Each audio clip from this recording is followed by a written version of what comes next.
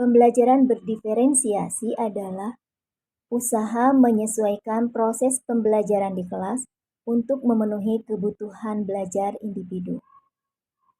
Izinkan saya, Aini Madiah, Kepala TK Aroja Karangpawitan, Kabupaten Garut, untuk berbagi pengalaman sebagai pemimpin pembelajaran bertajuk Asesmen Diagnostik, Langkah Awal Pembelajaran Berdiferensiasi.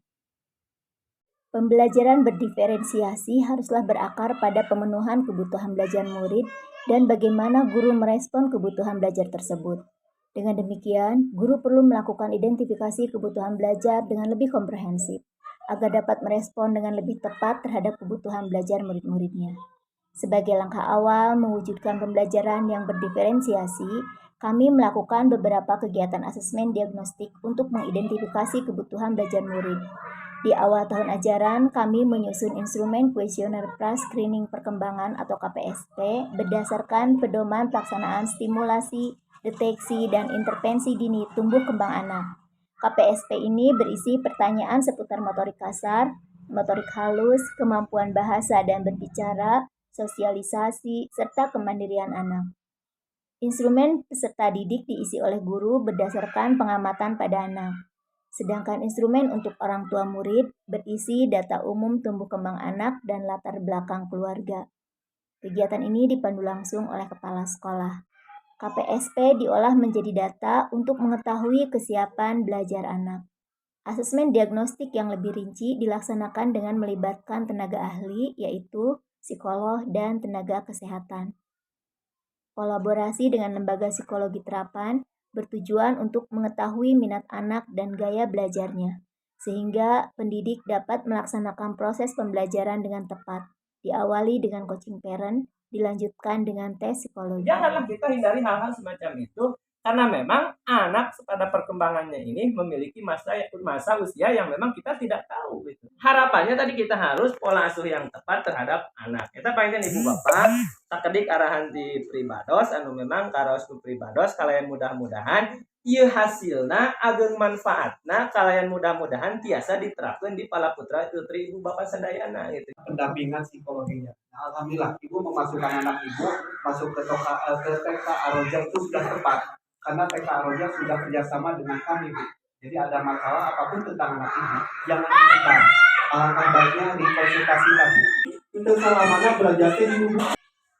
Kalau memang anak ibu ingin tulisannya bagus, mungkin anak-anak yang baru masuk ke sini ketika belajar tidak langsung belajar. Anak ibu belajar kenal ibu, nyai kertas, bulu-bulu koran, terus semuanya. Plastisin ini. Plastisin. Sebetulnya itu kan anak ibu lagi terapi. Terapi apa? Terapi tentang psikomotorik halus. Itu pami anak ibu tulisan nama yang rapi, sering-sering kan terapi tentang psikomotorik halus. Tujuannya apa, Pak? Tujuannya ketika anak ibu diterapi tentang psikomotorik halus, tujuannya supaya ketika pegang pensil sarang pakai anak ibu kuat, sarang tepat. Ya, kenapa di sini anak kita ketika belajar harus didampingi? Insya Allah anak ibu bakal hebat di bidang masing-masing. Seperti tadi ibunya ketika ada Allah dek gerak sholat, tapi ibu duduk depan televisi. Nah, di mana di kita sholatnya kakak di video mama oke kan? Itu ada virus kan?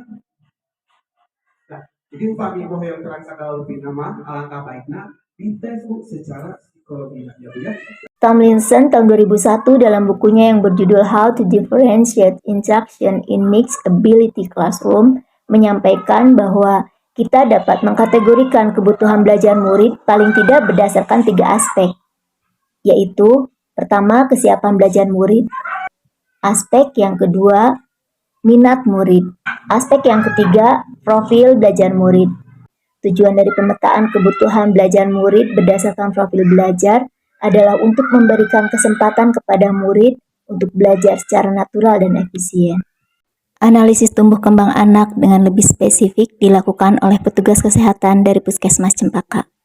Dari kegiatan ini, kami dapat melakukan pemetaan kebutuhan belajar murid sehingga pembelajaran berdiferensiasi dapat terwujud di TK Aroja.